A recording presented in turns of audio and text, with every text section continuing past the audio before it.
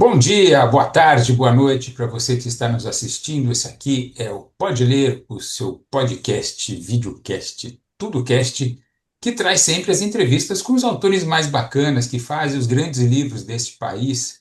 Para quem não me conhece, eu sou o Paulo Tadeu, o senhorzinho fofo da internet. Estou sempre aqui com você, ao lado dessa grande sumidade da comunicação, que é o Aldrin Mazei. Que prazer estar aqui mais uma vez, Aldrin, com você. Fala, Paulo Tadeu, tudo bem? Mais uma entrevista aqui para o Pode Ler. Quem é hoje, hein?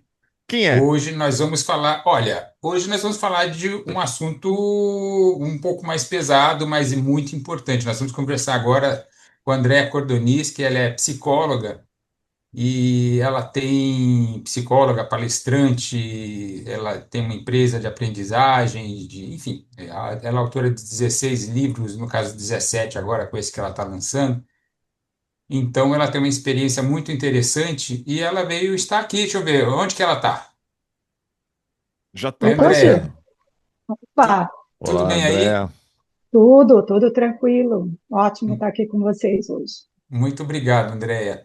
E eu vou mostrar aqui o novo lançamento da Andréia. É um livro, eu acho que é um livro, como é que eu vou dizer assim, muito necessário, porque a gente sabe que tem muita gente que passa por uma situação difícil, uma situação delicada, pesada, que traz consequências, e a Andréia resolveu, enfim, ajudar essas pessoas. E esse livro dela aqui, ó, Mães e Pais em Luto. Como enfrentar a morte de um filho e reinventar a vida. Por isso que eu falei que é um tema difícil, pesado, não é todo mundo que gosta de falar nisso, né, Andréia? Mas precisa ser falado, não é isso? Sim, com certeza. Porque, como você disse, são muitas as pessoas que passam por isso, e uma das grandes queixas é exatamente não terem uma escuta, não terem quem as escute, quem as acolha, quem entenda a sua dor. Tem até aquelas frases típicas: nossa, mas já passou tanto tempo, você ainda está assim, você ainda está chorando. Enfim, assim, é muito difícil para as outras pessoas empatizarem com uma situação assim, porque ninguém nem quer se colocar no lugar da pessoa. É uma coisa tão doída, né? Que as pessoas têm até dificuldade em se colocar no lugar do outro. Então, muitas vezes acabam isolando essas pessoas. Eu imagino.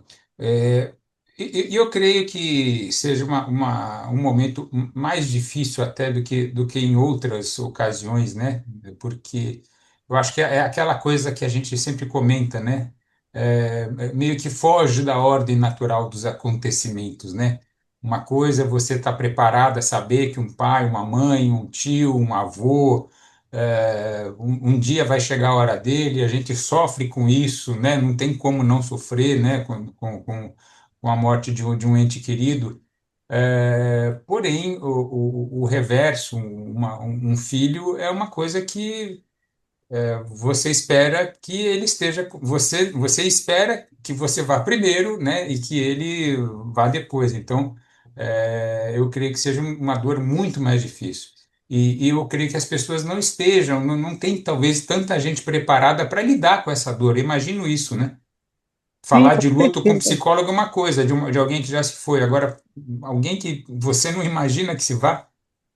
Sim. É porque quando a gente é pai, mãe, a gente tem essa meio que ilusão de que nós vamos proteger nossos filhos e filhas do que quer que aconteça e aquela certeza, né, vamos dizer assim, de que nós vamos antes deles. E não importa em que momento isso aconteça, essa reversão aconteça, ela tem assim uma intensidade, uma dor tão grande. Inclusive, você estava falando, né? É um livro que tem um tema assim pesado e tudo, é difícil, com certeza, né? A gente está falando de, quando fala em morte de filho, não tem como ser uma coisa muito leve. Mas eu costumo dizer que é um livro também que fala de um amor tão profundo, um amor tão intenso, que ele não precisa da existência física daquele ser amado para continuar amando pelo contrário, às vezes amando ainda mais.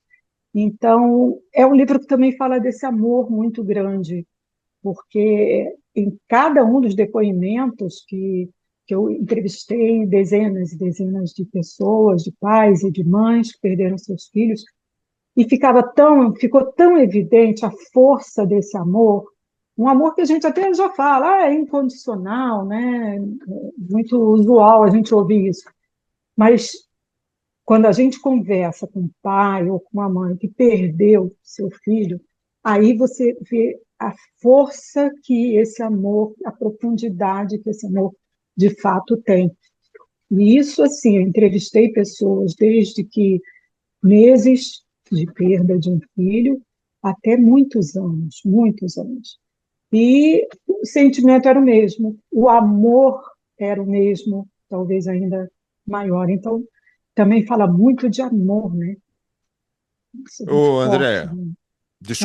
desculpa, não quis interromper sua resposta. Não, não. Eu nunca escrevi um livro, mas eu imagino que seja um processo que você demora um tempo, né? Sei lá, alguns meses.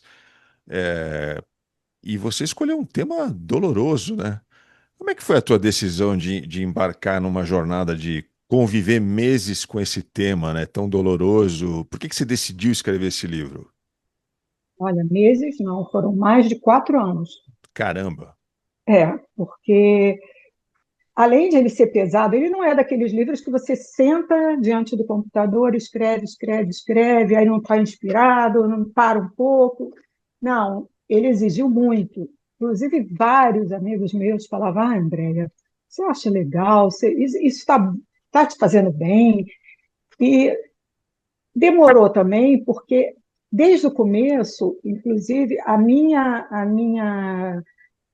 meu objetivo maior era colher essa, essas respostas exatamente de quem passou por isso e de quem passa, né? Porque isso não tem fim. Então, também tinha que conciliar agendas e tudo, e também se estendeu mais do que deveria, né? E eu também tinha que dar uma respirada para poder prosseguir. O que me fez, né? Isso também é muito interessante que me perguntou muito isso, Andréia, da onde saiu essa ideia? Eu costumo dizer que assim foi uma inspiração empática. Eu comecei a tomar conhecimento de diversos casos de perdas de filhos de pessoas próximas. Inclusive, duas dessas pessoas foram. Um deles foi amiguinho da minha filha, que faleceu com 15 anos, uma morte súbita, e o outro foi uma outra menina que era da escola dela também, mesma idade, só que de outra turma, morreu afogada numa festa, sabe, de aniversário, uma coisa horrorosa. Morreu afogada na piscina. E aquilo mexeu tanto comigo. Aí depois também aconteceram de dois amigos meus, pessoas com quem eu trabalhei, passaram pela mesma experiência. E eu me perguntava, cada vez que eu sabia de algum caso, além de mexer muito comigo, eu perguntava, meu Deus, como é isso para essas pessoas? E o que elas vão fazer daqui para diante? Como é que vão ser essas vidas? Como é que elas vão lidar com isso? E aí eu vi que só tinha um jeito de saber, que era perguntando exatamente a essas pessoas, né? As pessoas que passaram por isso. Então, comecei a me embrenhar nesse universo de todas as formas e senti uma necessidade muito grande, inclusive, de ampliar esse meu, esse meu estudo, essa minha pesquisa, e também comecei a estudar mais o luto como um todo, porque, de uma maneira geral, é luto. Embora o foco maior ali seja o luto parental, o luto pelos filhos e filhas, mas tem coisas que são inerentes a todo e qualquer luto que as pessoas passam. Então, aí foram, assim, mais de 50 livros lidos, estudados, vários artigos, várias pesquisas, para que eu pudesse entender. Mas eu vou te confessar uma coisa, eu fui muito ingênua, porque aí as pessoas normalmente perguntam, e aí, qual é a resposta? Eu falei, não tem. essa resposta não veio. Como é passar por isso, né? É uma coisa assim difícil de você nomear, de você explicar. Então, eu passei a entender muito mais sobre o luto como um todo, com certeza. Mas esse sentimento só quem passa, né? Ficou muito claro isso para mim. Me fala uma coisa, Andréia. Existe nesse teu trabalho, você conseguiu enxergar uma diferença de comportamento entre pais e mães, entre homens e mulheres? Existe algum tipo de comportamento diferente? Sim, sim, sim. Claro que sem querer generalizar, que eu acho que toda generalização é complicada, mas, em geral, mães e pais reagem de forma diferente. Inclusive, uma das pessoas que eu entrevistei logo no começo, ela me falou, foi ela quem me sinalizou isso, que ela falou, Andréia, enquanto eu estava ali chorando, estava uma depressão profunda e tudo, estava entendendo por que que meu marido começou a se dedicar a construir uma fonte, uma coisa que ele vinha falando que ia fazer e nunca fazia. E era ali de manhã até à noite construindo a tal fonte. Teve uma outra que falou que o marido começou a cuidar mais do carro. Falou, gente, ele nunca ligou para o carro, nunca foi assim de ficar cuidando, se esmerando lá em, em limpar o carro, em mexer no motor. E aí eu fui pesquisar sobre isso e vi que o homem ele tende a mergulhar em tarefas, meio que se ocupar, meio que ele, até por uma questão cultural, né, no caso, que ele tem que ser o provedor, ele tem que ser o forte e tudo, ele não se permite muito sentar e ter esse luto. Então, ele começa a ocupar o tempo, fazer coisas, seja lá o que for. Enquanto que a mulher, ela tem essa introjeção da dor e ela bota isso para fora. E aí, isso, inclusive, ficou muito claro que, em diversos casos, é motivo de conflito entre o casal, podendo gerar até separação. Porque a leitura da mãe é de que o pai não está ligando. Olha, ele não está ligando. A gente perdeu o nosso filho tem pouco tempo e ele está aqui mexendo com o carro, ele não está nem aí.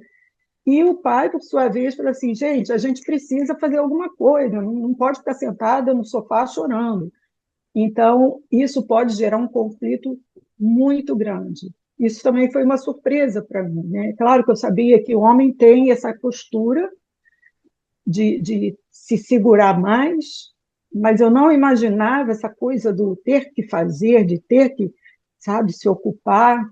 Inclusive, é muito comum, vários deles comentaram comigo, que falaram, André, eu não deixei de chorar, mas eu não me permitia chorar na frente dos outros. Então, eu chorava no banho, eu chorava no carro quando eu estava sozinho, eu chorava em momentos em que não tinha ninguém por perto. E a mulher não, a mulher ela tende a se permitir sem problemas, digamos assim, né? Viver esse luto intensamente. Essa é uma dor que não deve acabar nunca, né, Andréia? Não, não acaba. Pode ter, assim, não importa se passou um ano, dois, um mês, ou 10 anos, ou 20 anos, é impressionante como é que ela se mantém. Agora, eu fiquei muito surpresa também na força que os recursos emocionais das pessoas pode ter. Porque alguns casos que eu já sabia previamente que se tratavam de situações muito, muito delicadas, eu falei, nossa, essa pessoa deve estar destruída, deve estar dilacerada. E em pelo menos duas ou três entrevistas, eu me surpreendi com a força emocional dessas pessoas que eu imaginava encontrar destruídas, o quanto elas estavam conseguindo lidar com essa situação de uma maneira assim, eu não gosto da palavra superar, porque não é superar, mas como eles estavam conseguindo conviver e ressignificar, reconstruir suas vidas.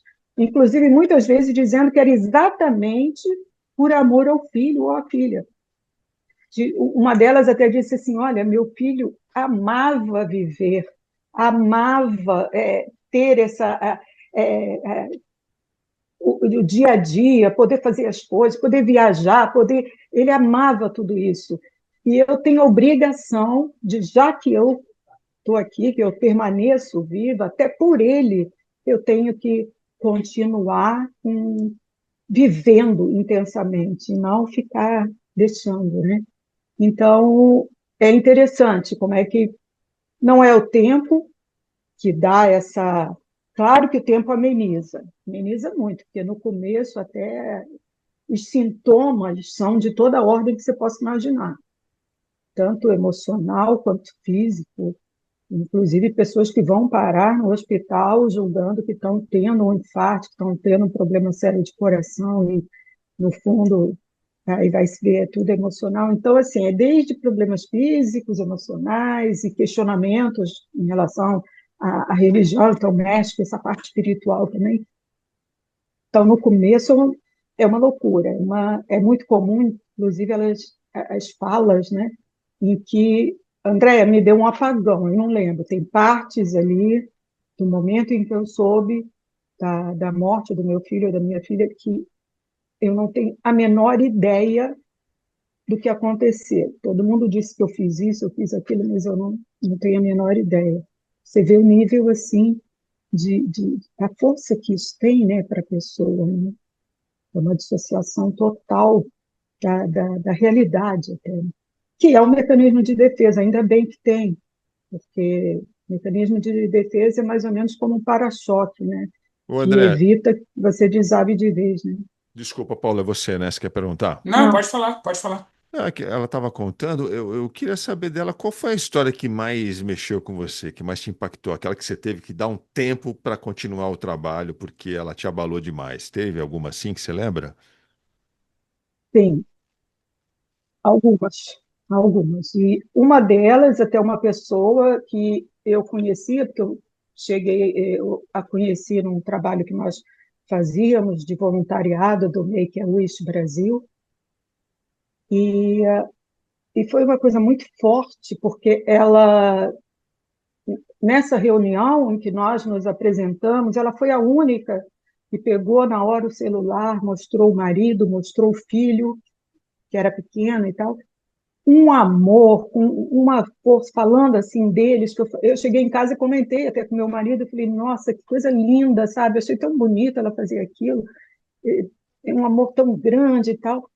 Passado um tempo, e foi uma das pessoas que eu entrevistei, ela vivenciou uma coisa assim terrível. Ela, isso aí foi um caso até que teve repercussão mundial. Ela tinha ido morar com o marido e o filho em Miami, Miami Beach, e num final de semana ela foi visitar a mãe que morava em outro estado, nos Estados Unidos, mas em outro estado, e o marido e o filho ficaram em casa e o prédio desabou. O prédio desabou. Você deve lembrar desse caso. Caramba! Ela perdeu tudo. Ela perdeu o marido, ela perdeu o filho, acho que ele estava com 5 anos. Ela perdeu todos os objetos dela, ela perdeu o carro. Ela estava com uma malinha de mão, que ela ia só passar o final de semana na mãe, uma malinha de mão. E a vida dela estava toda ali dentro, né? Então eu falei, gente, isso era também sempre uma preocupação muito grande, como me chegar a essas pessoas que eu sabia que tinham histórias assim, todas elas, né? Tinha que ser com muito respeito, com muito cuidado. Inclusive, várias pessoas acabaram, assim, em algum momento desistindo, e eu respeitava também isso totalmente, óbvio.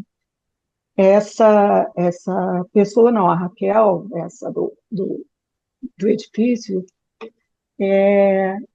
ela também é uma das pessoas, assim, eu até já vi uma mensagem para ela falando que o livro está para sair, aí, e ela viaja muito atualmente, ela falou, eu queria tanto estar aí no Brasil, quem sabe eu eu vá. Eu falei, olha, seria um presentão, porque ela tem uma força.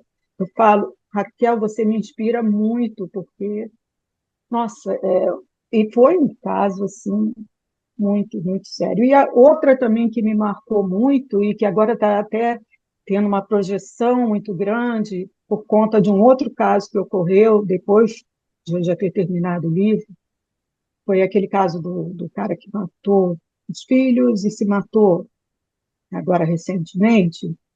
E eu tinha entrevistado uma pessoa, Amanda, tinha entrevistado a Amanda, que vivenciou exatamente isso. Ou seja, o marido dela matou, só que no caso dela era um casal de filhos, matou os dois filhos, né, o casal, e se matou. Então, aquilo também foi assim, mexeu muito, porque foi outra que teve que começar do zero, como ela disse, né? Enfim, a pessoa que eu também falei, que da Boate Kiss também foi muito forte. Eu ia te Teve uma, perguntar isso. Eu ia te é, perguntar isso. Era um dos temas, das dúvidas que eu tinha. Você coloca no livro, cita dois casos famosos, né, de um luto até maior, né, de uma comunidade maior, né, casos de Brumadinho e da Boate Kiss, onde ocorreram mortes de muitas pessoas envolvidas enfim, e muitos pais enlutados, né, ao mesmo tempo, né, dentro de uma comunidade, né, de uma mesma região. sim, Com- Como foi é. o que que sobressaiu dessa pesquisa, desse trabalho, desse olhar para esses casos? Olha, não só nesses dois casos, como em vários outros, uma coisa que é muito doloroso, ainda mais doloroso, se é que existe uma medição de dor, mas é o fato de que, além de tudo, além da perda, além de tudo, vem uma grande injustiça, porque são casos em que houve negligência, que houve algum tipo de erro, alguém foi responsável ou alguém foram responsáveis e a coisa não fecha, a coisa não, elas não conseguem é, terminar esse luto. Tanto o Brumadinho quanto a Boate Kiss, a coisa vem se arrastando. A pessoa, a mãe que eu entrevistei, que perdeu, ela perdeu o casal de filhos em Brumadinho, perdeu o ex-marido que estava na viagem junto e perdeu o neto que estava na barriga da nora. Então, assim, perdeu a família dela. E até hoje ela faz, então, tanto as duas, né, tanto a da Boate Kiss quanto a de Brumadinho, inclusive, se dedicam a participar de eventos para que isso não volte a acontecer e que as pessoas paguem pelo, pelos erros que cometeram e não fecha, não fecha. Um outro caso também que ficou muito claro isso, até a mãe é uma psicóloga, uma pessoa maravilhosa, muito doce, muito. A filha dela morreu também numa queda de helicóptero, também foi outro que ganhou uma projeção muito grande, porque a filha namorava o filho do então, na época, governador aqui do Rio de Janeiro. E depois soube-se que teve um erro muito grande, inclusive o piloto não tinha autorização para pilotar à noite, ele pegou o brevet de um outro, enfim, teve. E ela lutou muito por justiça, muito, muito, muito, até que uns 10 anos depois ela falou: chega, se eu não conseguir parar com isso, eu não vou conseguir viver meu luto como eu deveria. Mas fica aquele sentimento de que, poxa, não pagaram por isso. E vários outros, vários, são muitos, inclusive alguns assim, em que as pessoas não se sentiram acolhidas em momento algum por quem poderia e deveria estar dando alguma resposta ou fazer alguma coisa. Em que Uma, sentido? olha, uma delas ficou muito claro para mim, eu conversando com ela, nem sei se está no livro, porque teve alguns casos que não deu para colocar tudo. Ela falou que o filho não bebia e tudo, e um dia saiu do trabalho com um grupo de amigos e foi, não sei, as pessoas talvez conheçam, pelo menos de foto, aquele Museu do Amanhã, que tem no Rio de Janeiro, e ele fica assim, no litoral da Bahia, né? E o filho dela caiu, ela até hoje não sabe como, foi achado depois, por ter caído ali. E ao fazerem a necrópsia, viram que ele não tinha ingerido bebida nenhuma, que ele não tinha droga nenhuma, até porque ela também tinha certeza disso, mas ficou comprovado. E ninguém nunca disse a ela o que foi que aconteceu. Então, assim, ela me contou isso muito mexida e falando, as pessoas sabem o que aconteceu, mas não querem se envolver, não querem falar, e isso eu não estou conseguindo lidar com isso. Não tem uma noite sequer que, quando eu fecho os olhos para dormir, que não me vem um pesadelo. Aí ela falou assim, com muita dor, ela falou, André, eu só quero uma resposta, eu só quero saber o que aconteceu com meu filho e por que ninguém me diz o que foi. Então, casos, e sem falar nos casos de desaparecimento, né, que eu também entrevistei algumas pessoas que os filhos desapareceram e que também não sentiram o menor acolhimento, assim. Uma delas disse, tudo bem, eu entendo, a polícia tem meio que feita para lidar com crimes e tudo, e não deu a importância que deveria para o desaparecimento da minha filha. Inclusive, assim, no começo, falando coisas horríveis, você não cuidou da filha, agora quer que a gente cuide, sabe? Umas coisas, assim, muito agressivas, no momento em que a pessoa está destruída, né? Esse caso de desaparecimento também é outro que não tem como a gente dimensionar o que seja, porque você É muito quer. diferente, né? Porque não tem uma definição, né? Sim, não tem. Olha, eu vivi uma situação, assim, mal comparando, o meu ex-marido, o pai, quando teve Alzheimer, ele por 2 vezes desapareceu. Saiu de casa, não sei o quê, e era uma aflição. A gente não conseguia dormir uma das vezes por dias e dias, né? Em busca dele, percorrendo tudo quanto é hospital, tudo quanto é nada, nada, nada. E teve um desfecho. Agora, eu fiquei imaginando essas pessoas que não têm desfecho há 10 anos, 15 anos, 20 anos, ninguém. E não como não se saber o que aconteceu. E muitas vezes, inclusive uma que eu relato no livro, ela, aliás, as duas que eu falo no livro, quem tomou a iniciativa mesmo da procura, de botar cartazes e tudo, foi a própria mãe. E uma delas, conforme ela botava os cartazes, com a foto da filha que tinha desaparecido, no dia seguinte ela ia para a rua, já tinham arrancado tudo, ela falava isso para a polícia, e não investigavam. Quem está arrancando esses cartazes? Quem é que tem interesse que essa criança não seja localizada? Enfim, isso também foi, para mim, ter que lidar com essa dor delas, né, dessas pessoas, também foi muito, muito forte, porque é muito, muito difícil você ter uma perda e uma perda mal resolvida, digamos assim, né? De uma forma ou de outra, seja no desaparecimento, ou seja em casos em que os responsáveis pela morte não, não aconteceu nada com eles, né? Não responderam pelos seus atos. Muito difícil. André, como é O, que. Posso? pode ir, André. Como é que amigos e parentes podem oferecer algum tipo de apoio? Como é que a gente conversa com pessoas que estão sofrendo essa dor? Olha, eu diria que a melhor coisa é exercitar a escuta. Eu, eu não sei exatamente quantos, mas eu coloquei aqui um dos capítulos aqui do livro, que são coisas que não se deve falar. E isso, inclusive, serve para pessoas, de uma maneira geral, que estejam vivenciando um luto de uma maneira geral. Teve até uma vez que eu estava indo para no velório de um conhecido, e meu marido falou: Andréia, depois de tudo que você me falou, o que que eu falo? Aí eu falei: não fala nada, abraça.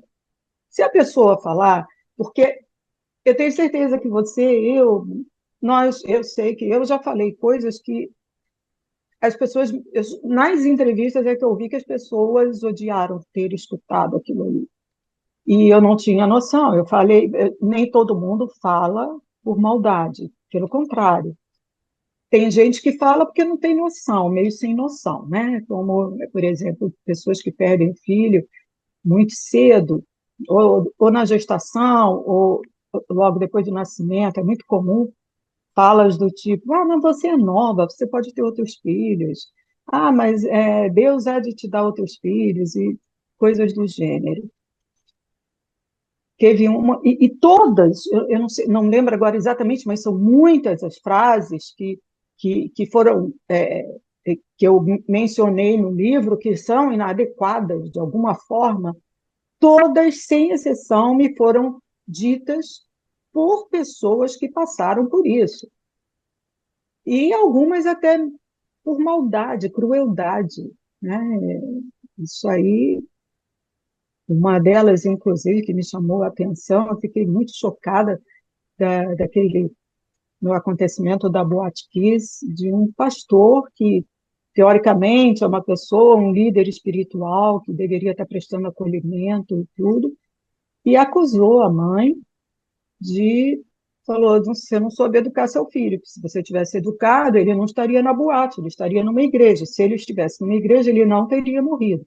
E não satisfeito, mais adiante, ele ainda disse uma coisa mais abominável. O filho dela tinha sido adotado, era adotado por uma mãe biológica que abandonou a criança no hospital. Ela foi lá, adotou com todo amor, carinho, e criou, e infelizmente ele morreu na Boate Kiss. Esse pastor ainda virou para ela e falou: você desrespeitou as ordens superiores, as ordens de Deus. Você não tinha que ter adotado. Deus não queria que você tivesse filhos. Gente, pelo amor de Deus, quem faz isso? E outras falas inocentes, ah, ele descansou. Teve uma que ela até falou: André, eu tive vontade de falar, não, não, ele não estava cansado, não, não descansou coisa nenhuma, ele não estava cansado. Sim, até aquelas que a gente fala de boa vontade, tem que ter muita cautela. O melhor que a gente pode fazer, te respondendo, é isso: é muita escuta, é o acolhimento, é se oferecer naquele primeiro momento. O que eu posso fazer? Que às vezes a pessoa está tendo que lidar com umas burocracias, às vezes, por exemplo, tem que pegar material escolar lá na escola da criança, ou, enfim, alguma coisa que você possa ajudar. Ah, eu estou indo no mercado, você quer alguma coisa de lá? E, e, e outra coisa, não desaparecer, porque isso também foi assim, foram unânimes em falar, mencionar que no começo está todo mundo ali, todo mundo apoiando. Passado alguns dias, uma semana, por exemplo, cada um segue o seu rumo, segue sua vida, e não, mas a pessoa continua. Aí é pior ainda, é quando vem a dor, porque ela está sozinha, a pessoa fica sozinha. Então, outro grande cuidado é esse, é não desaparecer. Outro cuidado muito forte é jamais julgar. Ah, a pessoa está botando fotos do filho ou da filha que morreu. Tem gente que fala: não faz isso. Não, você não tinha que estar colocando foto. Tem gente que não quer falar sobre o assunto. Ah, mas você tinha que falar. Assim, julgamento nenhum, porque não existe um luto igual ao outro, nunca. E cada um reage de como consegue reagir, de como dá para ser. Então, isso também já ajuda muito, né? Deixar o julgamento longe, sabe? Totalmente de lado. Eu queria saber de você também um outro assunto muito relacionado a isso, né? É, a questão da culpa que os pais sentem. Eu imagino que, independente de uma tragédia, de uma coisa totalmente inesperada, eu imagino que para alguns deles o sentimento de culpa deva aparecer. E ainda mais, muito provavelmente, no caso de um suicídio, né? Queria Sim, que você comentasse isso.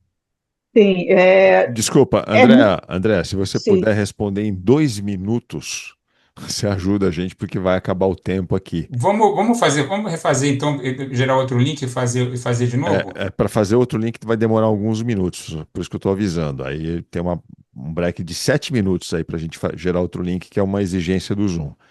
Mas você acha que você É, consegue responder em dois? Que aí você dá 1 minuto para a gente encerrar, Paulo. Você quer fazer outro link, a gente vai ter que parar eu sete acho, minutos. eu acharia melhor, Tá. para a gente poder fazer com calma o encerramento. Pode ser, André? Posso, Então ela tem 3 minutos para responder. posso ir? Pode.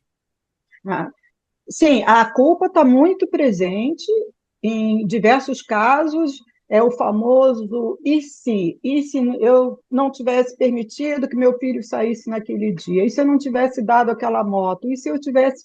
Aí vem a culpa. E no caso do suicídio, então, suicídio é uma avalanche de sentimentos nos pais e mães. E especialmente assim, essa culpa. Por que que ele não me buscou em mim? Como é que eu não vi? Como é que eu não percebi que não estava bem? E por que que eu saí naquele dia e deixei ele sozinho em casa? E eu não fui uma mãe suficiente, eu não fui um pai próximo. Uma culpa assim muito, muito grande. Lidar com isso sem um acompanhamento psicológico, por exemplo, é muito difícil. É muito difícil, até porque os sinais, em geral, não são percebidos. Eu conversei e menciono no livro com uma das mães que não chegou a perder sua filha, porque ela foi resgatada a tempo, e ela falou, Andréia, depois que aconteceu o episódio da tentativa de suicídio, é que eu comecei a ver, nossa, isso era um sinal, isso assim, assim era um sinal. Ela não estar comendo, ela estar trancada no quarto, ela não estar gostando de fazer as coisas que fazia, e porque só depois é que ela se deu conta, e é muito comum que as pessoas só percebam isso depois. Em alguns casos, nem depois.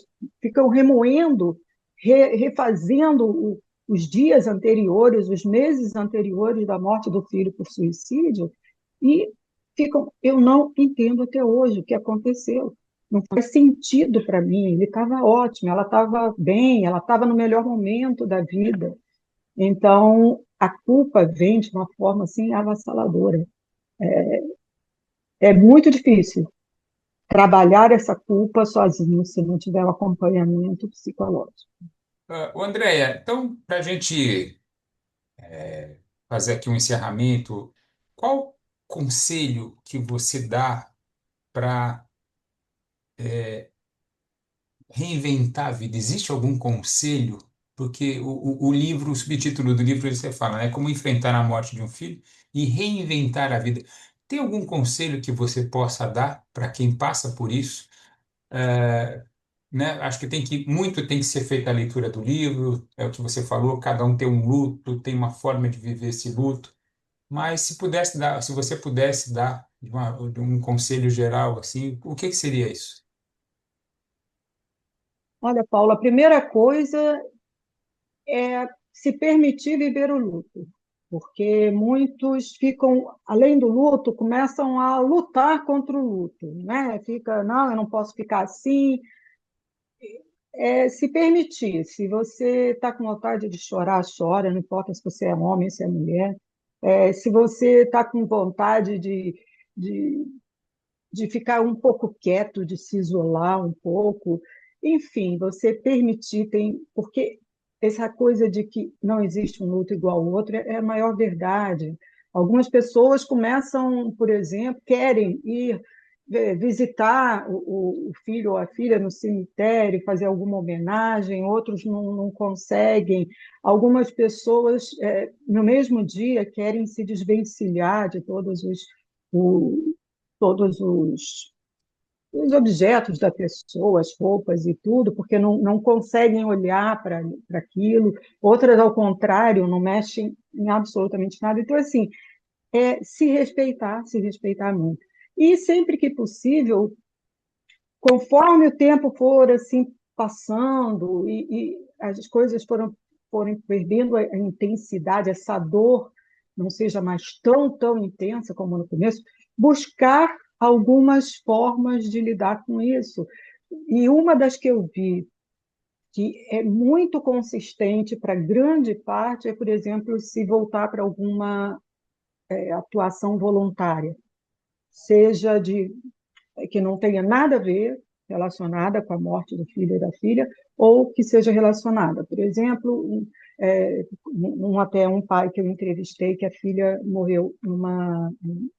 morreu afogada na piscina da casa dele. E ele hoje continua trabalhando, mas desenvolveu, abriu uma ONG e, continua, e faz um trabalho belíssimo de, de conscientização das pessoas, porque ele diz que esse é o tipo da morte que pode ser evitada. Então, ele luta, ele faz palestra, ele faz tudo, ele já conseguiu mudanças na lei.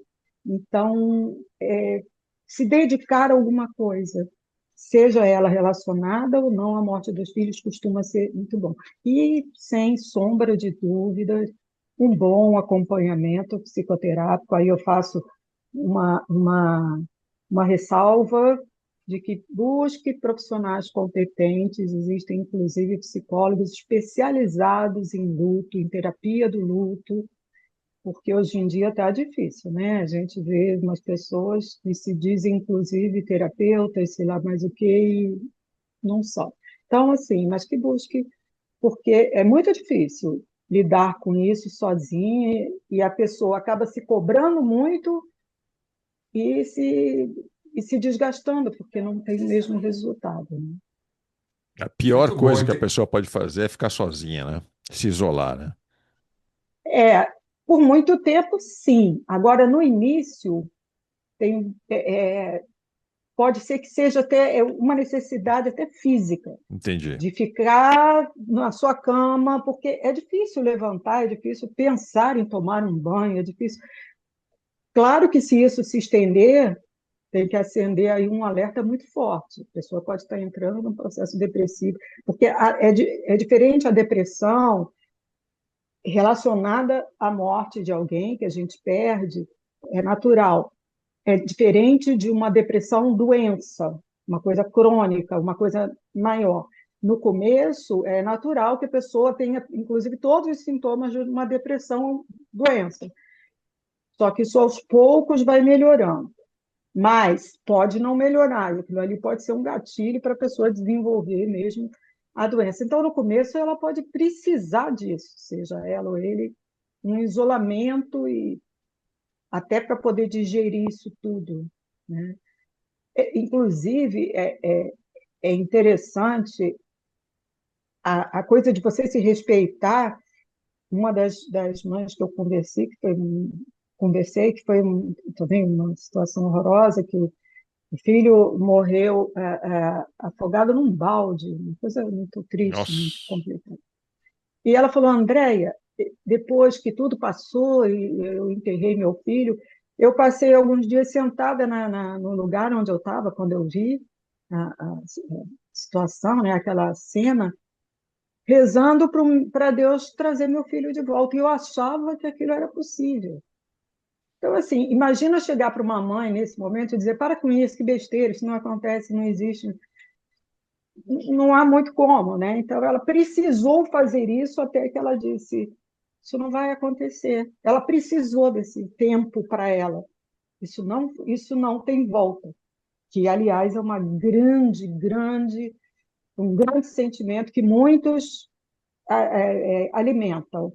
Não, isso não está acontecendo, isso é um pesadelo. Amanhã eu vou acordar e vou ver que ele está bem, ela está bem, que nada aconteceu. A negação, né? Uma negação, sim. A Muito gente bom. precisa disso até para viver essa dor. Queria te agradecer, Andréia, primeiro pela entrevista E segundo, te dar os parabéns por mergulhar nesse universo e trazer essa colaboração, que eu tenho certeza que esse teu livro aqui vai ser um ponto de apoio para muita gente. E, e a gente e parabéns pela coragem de escrever sobre isso, né? Porque não é qualquer um que resolve pegar um assunto tão delicado e fazer com a leveza e com a competência como você fez. Esse aqui é o livro, então, da Andréa Cordoniz, da psicóloga Andréa Cordoniz, Mães e Pais em Luto, Como Enfrentar a Morte de um Filho e Reinventar a Vida. Agradeço muito a tua entrevista aqui Também e agradeço muito. E então eu vamos lá. espero só de já ter ajudado algumas pessoas, como eu disse no livro aqui, inclusive, Paulo, ontem mesmo recebi uma mensagem que eu chorei muito, de um pai que eu entrevistei, falou, ele é espírita, né? Ele falou, eu tenho certeza que foi meu filho que botou você na minha vida, porque você é um anjo. Aí eu fico toda arrepiada de novo, daqui a pouco eu vou chorar tudo de novo. E ele falou coisas tão bonitas só de eu ter conversado com ele sobre o filho dele. E a gente mantém esse contato. Então, só por isso já valeu e já vale tudo, todo esse empenho. Muito bom. Obrigada a vocês também. Quem acompanhou a entrevista até aqui, eu acho que essa é uma entrevista importante para muitas pessoas. Acho que tem que compartilhar, né, Paulo? Sim, por Essa entrevista favor, tem que né? ser compartilhada. Pega o link aí da entrevista, joga nos seus grupos de WhatsApp, manda para amigos, familiares aí, para alguém que você conhece, que precisa ouvir aqui a entrevista da Andrea. Acho que vai fazer diferença. E também, claro, se inscreve no canal, dá um joinha, porque aí o algoritmo do YouTube vai compartilhar essa entrevista para mais pessoas. Clica no sininho para você ser avisado e na semana que vem a gente volta com mais uma entrevista aqui no Pode Ler, certo? Valeu, gente. Parabéns, Andréa. Obrigada a vocês aí. Super obrigada. Valeu, André. Até depois, então, nos falamos.